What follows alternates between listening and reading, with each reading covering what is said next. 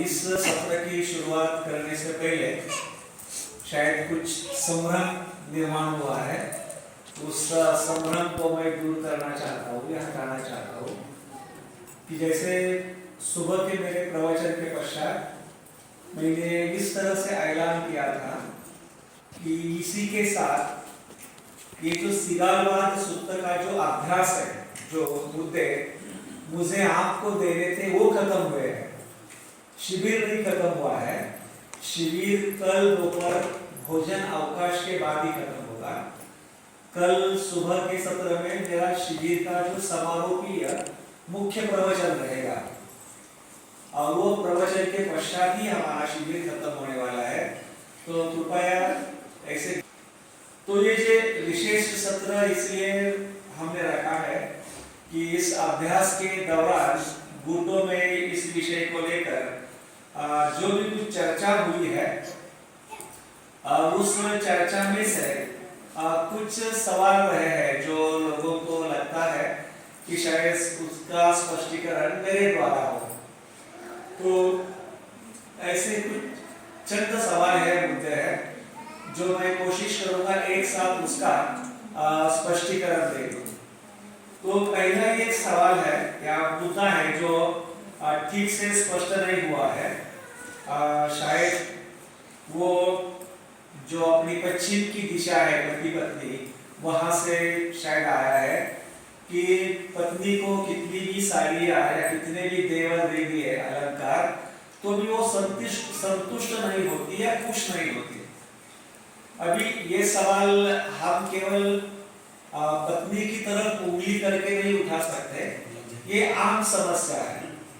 भले ही शायद महिलाओं को ज्यादा साड़ियाँ अच्छी लगती होगी या ज्यादा अलंकार अच्छे लगते होंगे, इसका अर्थ ये नहीं है कि हम सब पुरुष भाई जो है वो तृष्णा से मुक्त हुए हैं। हमारी तृष्णा अलग किस्म की होती है, लेकिन तृष्णा है, तृष्णा सभी को है। और ये जो बातें हैं वो सवाल करके खत्म नहीं होगी। तो इन बातों के लिए हमने धम्म का सहारा लेना जरूरी है, धम्म का आधार लेना जरूरी है। जैसे हम देखते हैं कि महिलाओं को ज्यादा साड़ियों की भूख होती है, वैसे भी कभी कभी हमें ज्यादा टी शर्ट अच्छे लगते हैं, ज्यादा ट्राउजर्स अच्छी लगती है, अलग अलग किस्म के जूते अच्छे लगते हैं, अलग अलग तरह की घड़ियां पहनने का शौक होता है। एक मोबाइल रहा तो भी दूसरा मोबाइल खरीद कर दो मोबाइल के मालिक दिखाने का शौक होता है। तो ये जो सभी बातें हैं वो एक तरह से तृष्णा ही है। अब इस तृष्णा को जब तक हम धम्मों को नहीं समझेंगे तब तक ना पुरुष समझ पाएंगे ना स्त्रियां समझ पाएंगे। और इसलिए हमें एक बात देखनी है कि जीवन की सच्चाई क्या है, जीवन का सत्य क्या है।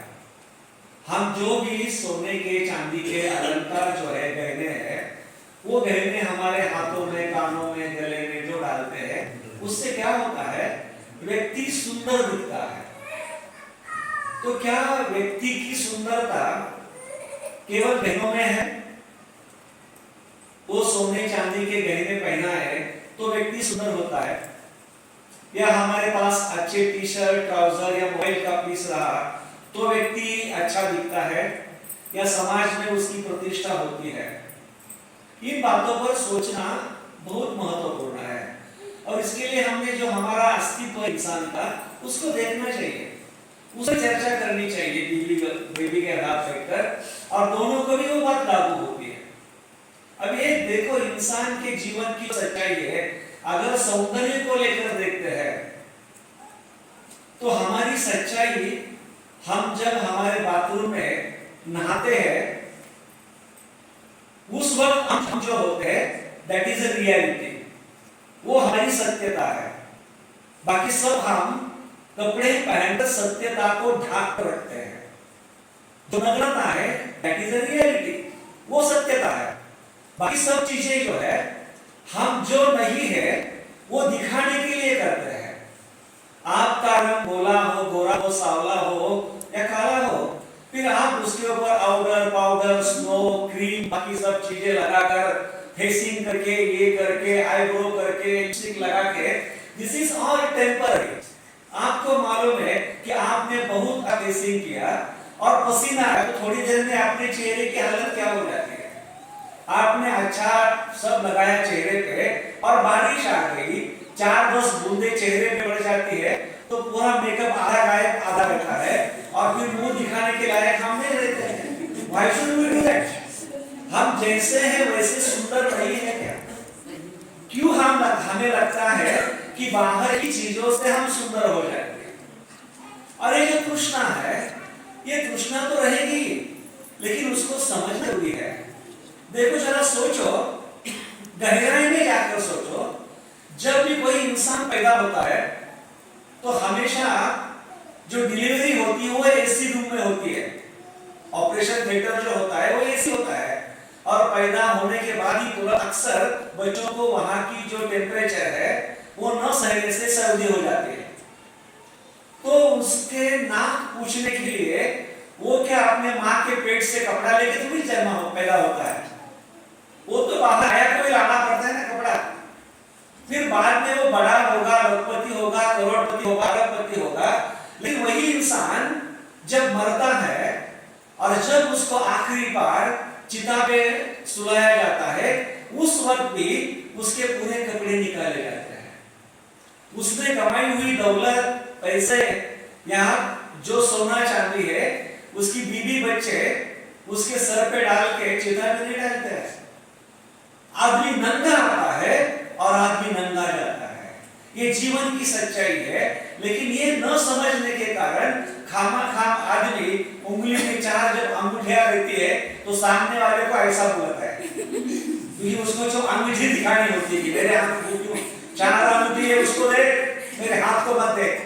ये गर्व है, गुरूर है, लेकिन ये नशा है अंधेपन। जब धम्म समझ में आता है तो नशा उतर जाती है।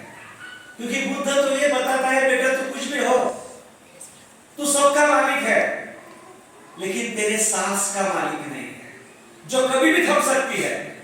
फिर वो मैत्रेयनाथ हो, कमल हो या नरेंद्र मोदी हो, सांस रोकने की औकात किसी में भी नहीं है। सांस रुक गई, आदमी गिर गया और चिता पे चढ़ गया। इस सांस को चलाने की औकात हमारे में नहीं है।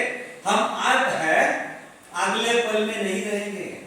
ये जीवन की सच्चाई समझ में आती है तो फिर सोने की भी कीमत पता चलेगी और एप्पल मोबाइल की भी कीमत पता चलेगी। तृष्णा समझने के लिए हमें धम्म समझना जरूरी है। लेकिन हम बहुत बार धम्म की गहराई को समझते ही नहीं है।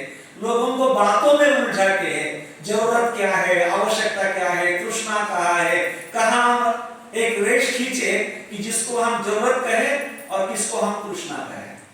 किसने कहा है आपको कि आप दुनिया की जो स्पर्धा है उस स्पर्धा में ना उतरे।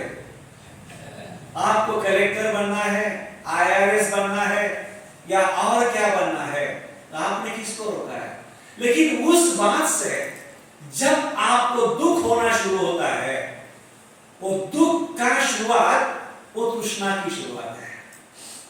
जहां हमें दुख होता है, पीड़ा होती है और सहा नहीं जाता है, समझना कि अभी हमारी सामान्य स्पर्धा नहीं रही है।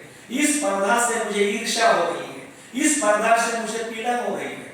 कोई जब हमसे आगे जाता है तो हमें उससे खुशी नहीं होती, हमें लगता है कि वो मेरे आगे गया है। बहुत बार लोगों को दुख इस बात का नहीं होता कि कोई चीज मेरे पास नहीं है, लेकिन दुख इस बात का होता है कि जो चीज मेरे भाई के पास है वो मेरे पास नहीं है। उस बात की ज्यादा जलन होती है, उस बात की ज्यादा दर्द होती है। मेरे जेठानी के पास बड़ा फ्रिज है, मेरे पास छोटा फ्रिज है। छोटा है तो आपका काम चला रहेगा, बड़ा है तो उसका काम चला रहा है। लेकिन जो मेरे जेठानी के घर में है वो मेरे घर में नहीं है, उसका मुझे दर्द होता है, उससे मुझे तकलीफ होती है। और इसलिए आदमी ने अपनी अपनी जरूरत समझनी चाहिए, अपनी अपनी आवश्यकता जो है उस आवश्यकता को हमने समझना बहुत ही जरूरी है, बहुत ही आवश्यक ऐसी बात है। एक सवाल है कि जब पुराने समय में जब हम सिगारवाद सूक्त की पढ़ाई कर रहे हैं, उस समय स्त्री पूरे घर का कारोबार चलाती थी। आज हम देखते हैं दुनिया बदल गई है और लगभग महिला और पुरुष एक बराबर हुए हैं। क्या ऐसे समय भी महिला वही करे? बिल्कुल ना करे। और इसीलिए तो मैंने कहा कि आज के जमाने में शादी जो है वो भागीदारी है, पार्टनरशिप है, और दोनों ने भी अपनी सब परिवार की पूरी जिम्मेदारियां है वो बांट कर लेनी है और बांट कर निभानी है, जिसमें दोनों को भी खुशी होगी। नहीं तो मैं देख रहा हूं, मेरा एक अनुभव है कि आज लगभग 10 शादियां होती है, तो लव मैरिज क्यों ना हो, उसमें से 5 या 6 1 साल 2 साल या 3 साल के अंदर डिवोर्स पे आती है। पैसा कितना भी आपके पास हो, लेकिन अकलमंदी या समझदारी नहीं रही तो दोनों मियां बीवी एक साथ नहीं रह सकते। क्योंकि आज की जो महिला है, जो स्त्री है, वो पुरुष के ऊपर इकोनॉमिकली इमोशनली निर्भर रही है। वो अपना रास्ता खुद ढूंढ सकती है, अपना रास्ता खुद देख सकती है। और इसीलिए परिवार तोड़ने की जगह अगर हम मिलकर बैठकर साथ में चर्चा करके हमें दोनों को, हमारे परिवार को किस तरह से आगे लेके जाना है, उस पर सोच समझकर हमने अपने परिवार को आगे चलाना ज्यादा जरूरी है। एक दूसरा मुद्दा आया है कि जो भी हमारा परिवार या सभी संबंध है, उसमें सबसे ज्यादा काम पैसा ही करता है। या ऐसा क्यों होता है? धर्म नहीं होता है या धैर्य नहीं होता है। अभी देखो, अभी की बात नहीं, शायद मेरे समय की बात होगी हो, महमूद का कोई तो पिक्चर था और उसमें गाना था, सबसे बड़े रुपया। कभी कभी विविध भारती पर आजकल वो गाना कभी कभी लगता है, भाई सबसे बड़ा रुपया, ना बाप बड़ा ना भैया। उसी गाने ने तो कहा है कि पैसा जो है वो आखिर आदमी की लालच के कारण उसको लगता है, और फिर पैसे के आगे जो सभी संबंध है, सभी हमारे जो रिलेशनशिप है, वो फीकी हो जाती है। और उसका भी कारण यह है कि आदमी का बड़ा अज्ञान, कि उसको ये लगता है कि मेरे पास पैसा है तो मैं सब कुछ हूं। लेकिन पैसा एक ऐसी चीज है कि आज है वो कल आपके साथ रहेगी, ऐसे नहीं है। वो ट्रांजैक्शन में चलने वाली चीज है। आप देखो पैसा कैसा दौड़ता है। हर महीने के आखिरी तारीख को आपके अकाउंट पे आपका तनख्वाह जमा हो जाता है। लेकिन कभी ऐसा कोई आदमी सीने पर हाथ रखकर कह सकता है कि जैसा मेरा तनख्वाह जमा होता है, मैं 6 महीने तक उसको वैसा की वैसा रखता हूं? कभी नहीं। क्योंकि दूसरे दिन से है, लॉन्ड्री वाला आता है, दूध वाला आता है, ग्रोसरी वाला आता है, सबको देना पड़ता है। और 20 तारीख के बाद 10 दिन आगे चलाने के लिए किसी से उधार मांगना पड़ता है। पैसा जो है वो स्टेबल नहीं है। It is a fact of transaction, वो चलते रहता है। तो किसी के भी हाथ में कितना भी पैसा हो, कितना भी कोई अमीर हो, वो पैसे पर बैठ नहीं सकता, पैसे पर सो नहीं सकता। वो आने वाला है, जाने वाला है। लेकिन जब उसके हाथ से पैसा चला जाता है तो उसकी हालत दुनिया के सबसे भिखारी से बदतर होती है।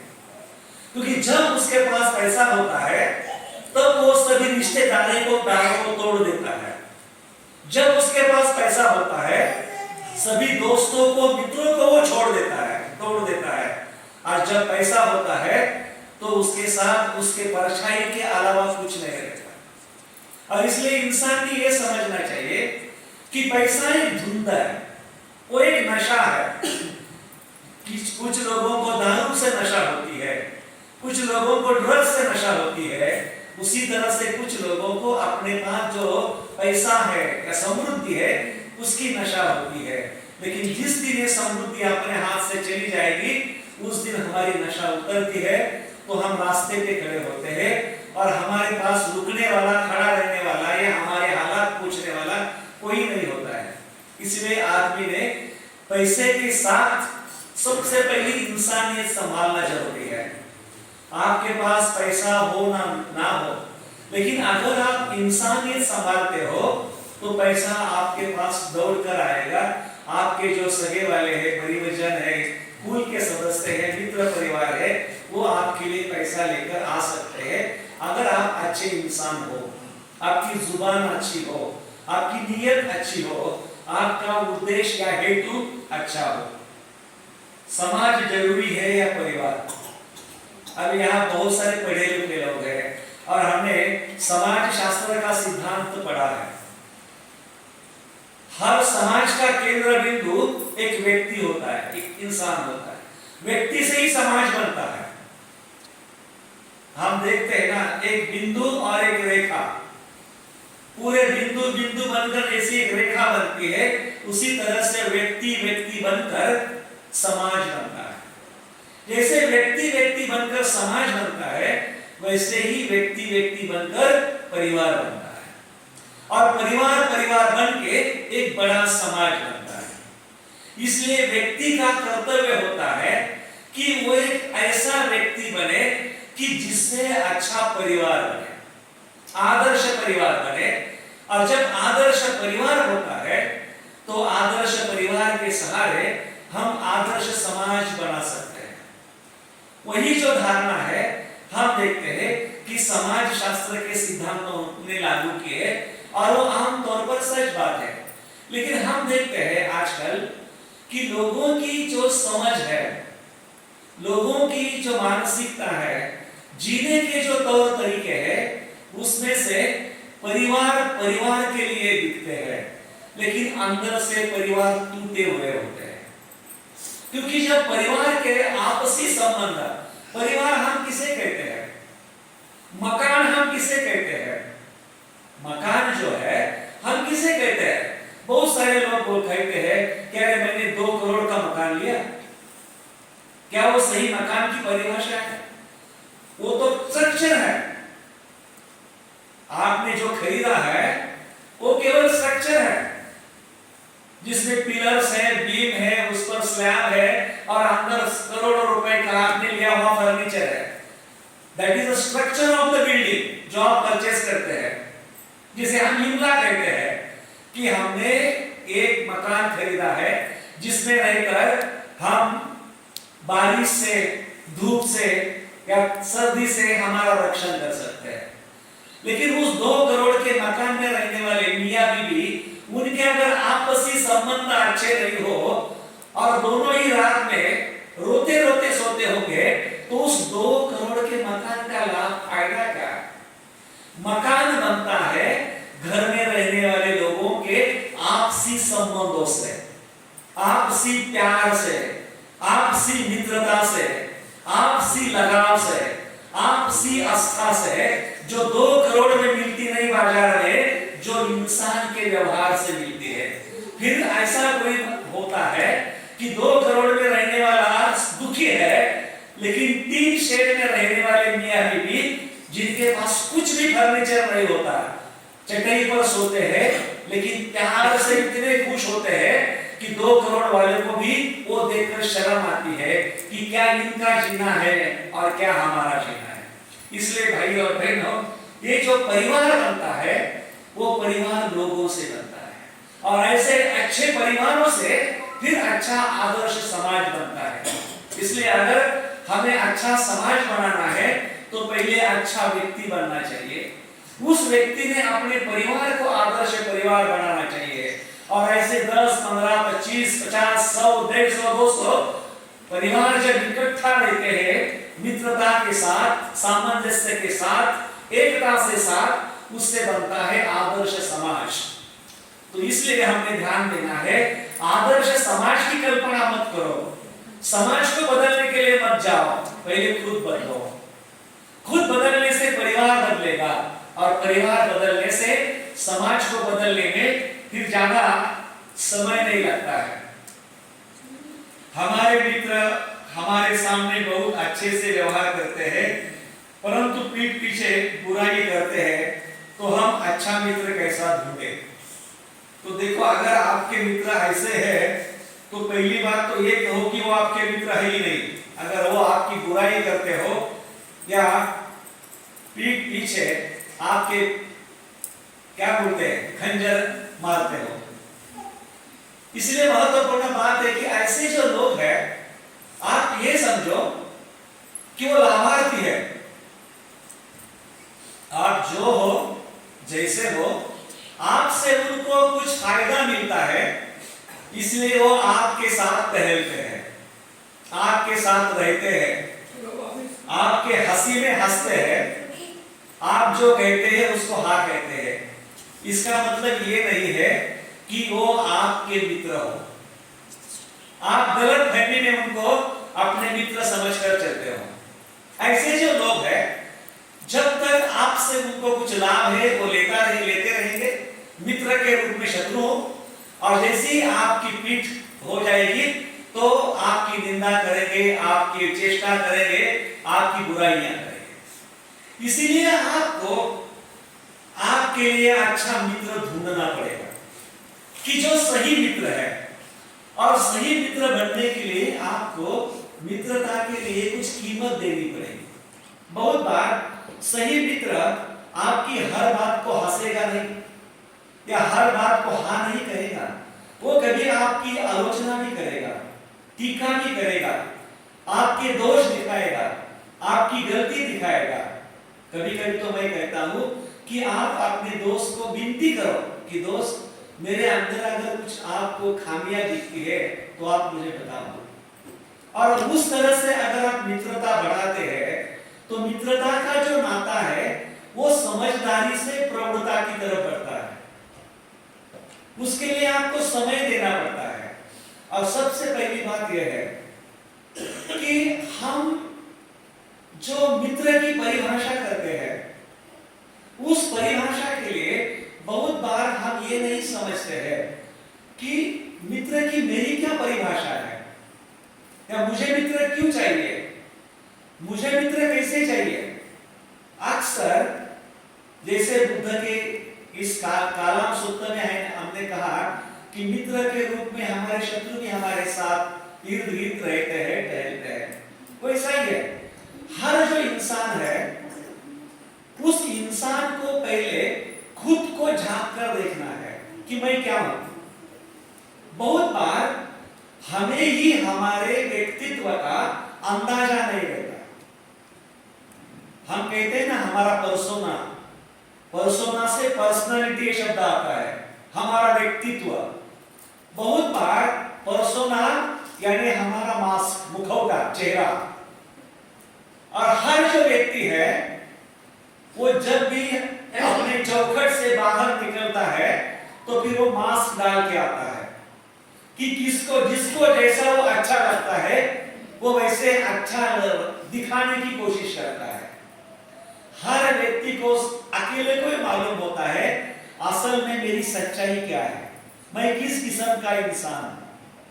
तो जब ऐसा इंसान किसी के साथ मित्रता करता है तो उसको उसके भी व्यक्तित्व की जो गहराई है वो समझ में आनी चाहिए कि ये जो दोस्त है वो मेरे पीछे भी क्यों पड़ा है, वो मेरे साथ क्यों रहना चाहता है, मेरे पैसों के लिए, मेरी अच्छाई का फायदा उठाने के लिए, या सचमुच वो मेरा दोस्त बनना चाहता है।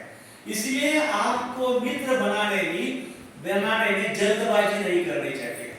परखो लोगों को, कसौटियां लगाओ, उनको टेस्ट करो और बाद में दोस्ती का सही हाथ आगे बढ़ाओ। जब बढ़ाओगे तो छोड़ो मत किसी भी कीमत पे, किसी भी हालात में। इसीलिए सबसे पहले तो जो दोस्ती है या जो मित्रता है इसका जो दावा करने वाले लोग होते हैं उनसे हमें संभाल कर रहना चाहिए, क्योंकि बहुत बार मित्रता की हमारी जो संकल्पना होती है वो बहुत सीमित होती है।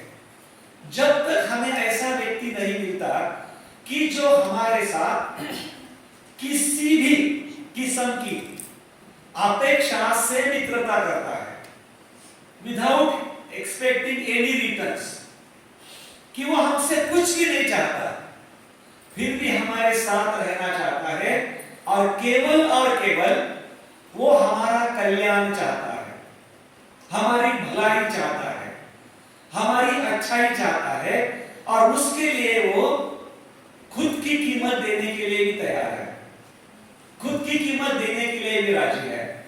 तो ऐसा व्यक्ति अपने जीवन में ढूंढो। ऐसा एक भी दोस्त मिला तो मुझे लगता है कि आपके लिए काफी है। दुनिया के 1000 लोगों से बराबर एक होता है।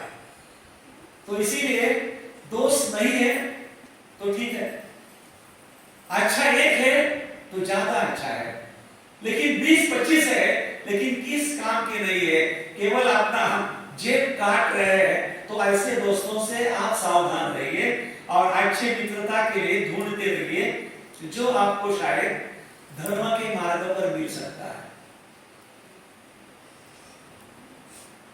अब इसका आधा उत्तर तो मैं दे चुका हूं कि क्या हमारी इच्छाएं हमारे दुख का कारण है, तो जरूर है, लेकिन उसकी जो सीमा है वो हमें समझनी चाहिए कि कहां हमारी इच्छा हमें दुख में ढकेल देती है। वरना आपके जीवन में आपको उच्चतम शिक्षा लेनी है, अच्छा इंसान बनना है, उसके लिए जो जरूरी है, जो आवश्यक है, वो आपने करना ही चाहिए। स्पर्धा करनी चाहिए, लेकिन उस स्पर्धा की भी एक हद होती है। ऐसी स्पर्धा ना हो कि वो स्पर्धा हमारे अंदर के इंसान को मार दे और वहां एक शैतान निर्माण हो जो दूसरे को रोकने वाला या दूसरे के जीवन में बाधा डालने वाला। उस बात को हमने ध्यान में रखना चाहिए। अब ये बात है 6 संपत्ति नाश के कारण में जो नाच गाना है उसको बताया है। एक सबसे बड़ी बात है कि अगर हम लोग सही मायने में बुद्ध के संस्कृति को पढ़ते हैं, जानते हैं, समझते हैं, तो इस बात को ध्यान में रखना कि बुद्धिज्म में या बुद्ध धर्म में कला और संस्कृति को बहुत ऊंचा स्थान दिया है, रिच कल्चर है। और उसका एक नमूना अगर आप देखते हैं कि बुद्धकालीन जो गुफाएं हैं, बुद्धकालीन जो गुफाएं हैं वो शिल्प कला है। आज भी हम देखते हैं जो लामा जी है वो जिस तरह से तनखे बनाते हैं, फिर अलग अलग बुद्ध के होंगे या अलग अलग बोधिसत्व के होंगे, वो अपने हाथों से बनाते हैं, वो भी एक कला ही है। उसी तरह से बुद्ध धर्म में गीत भी है, संगीत भी है, म्यूजिक है, नहीं है ऐसा नहीं है, कला है, नाच भी है। इसका मतलब बुद्धिज्म में नाच जो है उसको विकृत या गलत समझा है, ऐसा हमने नहीं समझना है। लेकिन जो नाच इंसान को गलत रास्ते पे ले जाता है उसके बारे में बुद्ध ने कहा है, वहां हमें सावधानी बरतनी है। यानी हम देखते हैं एक क्लासिकल डांस और हमारी पुरानी हीरोइन हेलन का कैबरे डांस, इस दोनों की हम बराबरी कर सकते हैं? दो ही नृत्य है, लेकिन नृत्य में फर्क है और इसीलिए हमें उसमें जो सीमा रेखा है वो देखनी है कि ऐसा नृत्य, ऐसा संगीत, जो संगीत सुनकर या जो नृत्य देखकर हम ध्यान की अवस्था में जाते हैं या हम एकाग्रता की अवस्था में जाते हैं या हम सुख की अवस्था अनुभव करते हैं, ऐसा संगीत या ऐसा नृत्य देखने के लिए, करने के लिए या उसका हिस्सा बनने के लिए किसी ने रोका है? कभी नहीं, कोई रोकेगा भी नहीं।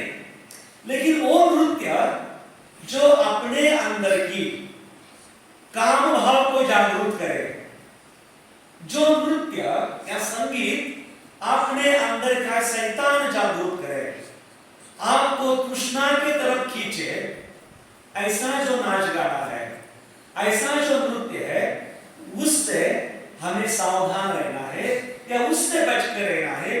इस बात को यह बताया है। और उसी से लेकर दूसरा भी जो सवाल है कि अश्लीलता की जो परिभाषा है वो हर व्यक्ति की अपनी एक होती है या हो सकती है, लेकिन मैं इतना ही कहूंगा कि जहां हमारा जो मानवीय पारमार्थिक कॉन्शियसनेस है या चेतना है, उस चेतना को नीचे खींचने वाली जो भी स्थिति है उसे हम अश्लील कह सकते हैं। जो बात हमारी मनोअवस्था को यहां से ऊपर उठाती है और हमें एक अर्थपूर्ण परिपूर्ण इंसान करके मदद करती है, उसमें अश्लीलता नहीं आती है। तो इस बात को या इसकी जो मेजरमेंट है या जो मापपट्टी है, हर इंसान की अलग हो सकती है, हर व्यक्ति की अलग हो सकती है। अब इसके आगे एक और सवाल है, जो सवाल को खत्म करके हम रुकते हैं, लेकिन उससे पहले मैं बुद्ध और धम्म से आपको कुछ एक बात बताने वाला हूं। और वो सवाल है, श्रवण और ब्राह्मण इन शब्दों से निर्माण हुआ जो संभ्रम है कि बुद्ध के समय श्रवण और ब्राह्मण ये शब्द आया है। तो एक बात जो है वो हमने ध्यान में रखनी चाहिए कि हमारे दिमाग में 4 वर्ण व्यवस्था से जो ब्राह्मण का स्थान सबसे ऊपर है, वो ब्राह्मण हमेशा याद रहता है। उस ब्राह्मण को ना तो बुद्ध ने स्वीकारा है, ना बाबा साहब ने स्वीकारा है। लेकिन बुद्ध कहते हैं कि कोई व्यक्ति जन्म से ब्राह्मण है, ये संकल्पना ही गलत है। जन्म से कोई ना बड़ा हो सकता या जन्म से कोई ना ब्राह्मण हो सकता। तो वो कहते हैं जो व्यक्ति अपने कर्मों से श्रेष्ठ है, फिर वो कुशल क्यों ना हो, वो कर्मों से अगर श्रेष्ठ है तो वो ब्राह्मण है, वो ऊंचा है, वो श्रेष्ठ है, वो सर्वोत्तम है। अब इसी बात को आगे ले जाने के लिए बाबा साहब अंबेडकर जी ने तो हद कर दी। उन्होंने तो भगवान बुद्ध और उनके धम्म में सीधा सीधा एक कसौटी लिखी। वो कहते हैं धर्म तभी सद्धर्म है जब वह यह शिक्षा दे कि किसी आदमी के जन्म से नहीं बल्कि उसे कर्म से ही उसका मूल्यांकन किया जाना चाहिए। और उसमें बाबा साहब ने बुद्ध का को ज्यादा एक ब्राह्मण के साथ जो संवाद है, उस संवाद को ही बताया है। तो इसीलिए हमें श्रवण ब्राह्मण जो है, जो वैदिक ऋचाओं पर विश्वास करने वाला, और श्रवण जो है वो वैदिक ऋचा उसको तोड़कर उसके खिलाफ जाने वाला। इस साइड ज्यादा करो। श्रवण जो है वो स्वयं कुछ खोजना चाहता है, कुछ ढूंढना चाहता है। और ये बातें जो है वो बुद्ध के समय से ऐसी ही चलती आ रही है। ऐसी ही ये बातें जो है वो लोगों के दिलो दिमाग में जो संभ्रम है, वो संभ्रम निर्माण करती आई है या रही है। और इसीलिए बुद्ध ने इन सभी बातों को मद्देनजर रखते हुए, एक समय बुद्ध के सामने भी बड़ी समस्या आई थी। बुद्ध के समय एक केशपुत्र नगर था, और उस केशपुत्र नगर के एक जो कालाम बिरादरी के लोग रहा करते थे, वो बड़े संभ्रमित हुए थे। और उनके संभ्रम की वजह कारण एक सही था। वहां अलग अलग ब्राह्मण जाया करते थे, और हर एक ब्राह्मण श्रवण यही दावा करता था कि मैं जो बता रहा हूं वही शिक्षा सही है, वही आपको माननी है। दूसरा आता था, वो भी यही कहता था कि मैं जो कह रहा हूं वही शिक्षा सही है, वही आपको माननी है। और फिर ये कालाम संभ्रमित हो गए, तो वो सभी सही है और सभी कहते हैं हमारा ही मानो। तो फिर सही सही क्या है? फिर एक बार उनको ये पता चलता है कि नजदीक ही एक आम्रवन में एक दूसरा साधु आया है, जिसको श्रवण गौतम कहते हैं। और वो जो साधु है बड़ा ज्ञानी है, शायद हमारी समस्या का वो हल निकाल सकता है।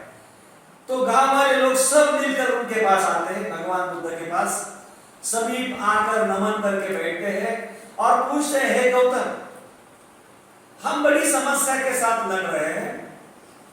हमारे गांव में बहुत सारे श्रमण ब्राह्मण आया करते हैं और हर व्यक्ति जो आता है वो एक ही दावा करता है कि मैं जो कह रहा हूं वो सच है, वो सही है और वही आपको मानना है। तो बोले, हमारे मन की दशा बड़ी संवर्धित हुई है, हम किसकी बात माने या किसकी बात न माने। भगवान बुद्ध ने कालामों की यह अवस्था देखकर उनको ये नहीं कहा कि ये श्रमण गलत है और वो ब्राह्मण बराबर है, या वो ब्राह्मण गलत है और ये श्रमण बराबर है, या भगवान ने ये भी नहीं कहा कि हे कालामो, अभी मैं जो आपको बता रहा हूं वो बराबर है, वो आपको मानना है। भगवान बुद्ध ने कालामों को कसौटियां बताए, 10 कसौटियां है और फिर भगवान बुद्ध कहते हैं, हे कालामो, किसी बात को केवल इसलिए मत मानो कि वह तुम्हारे सुनने में आई। किसी बात को केवल इसलिए मत मानो कि वह परंपरा से प्राप्त हुई है। किसी बात को केवल इसलिए मत मानो कि वो बहुत से लोग उसके समर्थक हैं। किसी बात को केवल इसलिए मत मानो कि वह धर्म ग्रंथों में लिखी है। किसी बात को केवल इसलिए मत मानो कि वह तर्क शास्त्र के अनुसार लगती है या है। किसी बात को केवल इसलिए मत मानो कि वह न्याय शास्त्र के अनुसार है। किसी बात को केवल इसलिए मत मानो कि ऊपरी ऊपरी तौर पर वो मान्य प्रतीत होती है। किसी बात को केवल इसलिए मत मानो कि वह अनुकूल विश्वास व अनुकूल दृष्टि की है। किसी बात को केवल इसलिए मत मानो कि वह ऊपरी तौर पर सच्ची प्रतीत होती है। किसी बात को केवल इसलिए मत मानो कि वो किसी आदरणीय आचार्य या तपस्वी ने कही हुई है। देखो, भगवान बुद्ध ने इन 10 कसौटियों का जिक्र किया है कि कालामो बार बार सुनने में आती है, अच्छी लगती है, ऊपरी ऊपरी तौर पर सत्य प्रतीत होती है, न्याय शास्त्र के अनुसार है, धर्म शास्त्र के अनुसार है, तर्क शास्त्र के अनुसार है। इतना ही नहीं, किसी बड़े आचार्य या तपस्वी ने कही है, इसीलिए भी आपको उस चीज को नहीं मानना है। और फिर वो कहते हैं, तो फिर हमें क्या करना चाहिए, हमारी क्या कसौटी होनी चाहिए। कालामो ने तथागत को पूछा और फिर तथागत बोलते हैं, कालामो, कसौटी यही है कि स्वयं अपने प्रश्नों के करो कि क्या अमुक बात का करना हितकारक है। खुद को सवाल पूछो, ये करना क्या मेरे लिए हितकारक है? क्या अमुक बात करना निंदनीय है? क्या अमुक बात विद्वान जनों ने द्वारा निषिद्ध मानी है? क्या अमुक बात के करने से कष्ट और दुख होता है? कालामो, इतना ही नहीं, तुम्हें यह भी देखना चाहिए कि क्या मत विशेष तृष्णा, घृणा, मूढ़ता और द्वेष की भावना की वृद्धि में सहायक तो नहीं है। आप जो भी कुछ कर रहे हैं वो बात तृष्णा बढ़ा रही है, आपके अंदर की घृणा बढ़ा रही है, मूढ़ता बढ़ा रही है, द्वेष की भावना को वृद्धि कर रही है। अगर ऐसी है तो उसको आपको ना करना है, उसको आपको नकारना है। कालामो, इतना ही नहीं, तुम्हें यह भी देखना चाहिए कि मत विशेष किसी को उसकी अपनी इंद्रियों का गुलाम तो नहीं बनाता। आप जो भी कुछ कर रहे हैं, जो भी कुछ आपको बताया जा रहा है, वो करने से आप अपने इंद्रियों से गुलाम तो नहीं हो रहे हैं, हिंसा करने में प्रवृत्त तो नहीं हो रहे हैं, उससे चोरी करने की प्रेरणा तो नहीं मिल रही है, उसे काम भोग संबंधी मिथ्याचार में प्रवृत्त तो नहीं करता है, उसे झूठ बोलने से प्रवृत्त तो नहीं करता है और दूसरे को वैसा ही करने की प्रेरणा देने में प्रवृत्त नहीं करता है। और काला मोह अंत में तुम्हें यह पूछना चाहिए कि वह दुख के लिए, अहित के लिए तो नहीं हो रही है। इस शिक्षा को स्वतंत्रता का ऐलान कहा गया है और ये बाबा साहब ने जानबूझकर कालाम सूत्र भगवान बुद्ध और उनके धम्म में लिखा है। और बहुत सारे लोग इस सूत्र को पढ़ते हैं लेकिन उस सूत्र में बताई हुई जो बात है उस बात को सुनते नहीं, वो केवल पढ़ते हैं। अगर हम सुनते हैं तो कोई भी कौन सा भी दावा करे, हमने उसको हमारे अनुभव की कसौटी को लगाया है क्या? कोई कितना भी विद्वान हो, कोई कितना भी मशहूर हो, कोई कितना भी बड़ा गुरु आचार्य हो, उसकी बात सुनना, विनम्रता से सुनना, लेकिन सुनने के बाद उसके ऊपर गौर करना है, विचार करना है। और सभी कसौटियां जो बुद्ध ने दी है, अगर उस कसौटियों में वो बात उतरती है तो वही उस बातों का स्वीकार करना है और फिर अपने जीवन में उनको ढालना है। जब तक हम ऐसा नहीं करते हैं तो हम गलत विचारधाराओं का शिकार बन जाते हैं। और बहुत बार पिछले 68 सालों में ऐसा ही हुआ है, ऐसा ही हुआ है। कोई आता है, हमें कुछ बताता है, कुछ लोग उसके शिकार हो जाते हैं। कोई दूसरा आता है, वो बताता है, उसके शिकार हो जाते हैं। कोई तीसरा आता है, उसके हम सुनते हैं, हम उसके शिकार हो जाते हैं। लेकिन सही मायने में सही क्या है, गलत क्या है, इसके ऊपर हम गौर नहीं करते, इसके ऊपर हम सोचते हैं। तो भाइयों और बहनों, मुझे लगता है कि आपकी ये समय जो है गुटों में चर्चा करने का था, लेकिन गुटों में से ये कुछ ऐसे चंद सवाल आए थे जो लोग चाहते थे कि शायद मेरे मुंह से अगर उसका खुलासा हो तो उनको भी संतुष्टि होगी। इसीलिए मैंने ये उचित समझकर जितनी मेरी समझ है उसके आधार पर मैंने कुछ कहने की चेष्टा की है। मैं भी ये दावा नहीं करता हूँ कि मैंने इन सवालों के स्पष्टीकरण के रूप में जो भी उत्तर दिया है वो 100% बराबर होगा। मुझे जो समझ में आता है उस हद तक मैंने वो दिया है। आपने सभी ने शांति से सुना, इसके लिए आप सभी को धन्यवाद। फिर से स्पष्ट करना चाहता हूँ, शिविर कल के दोपहर के खाने के बाद ही खत्म होने वाला है। तो किसी ने भी मन में ये विचार मत लाना कि चलो आप बैठ गए। और सही में जो फीस्ट है, मैं एडवर्टाइजमेंट कर रहा हूँ आपके लिए, मेरा कल का जो आपको सुनने जाना है। धन्यवाद।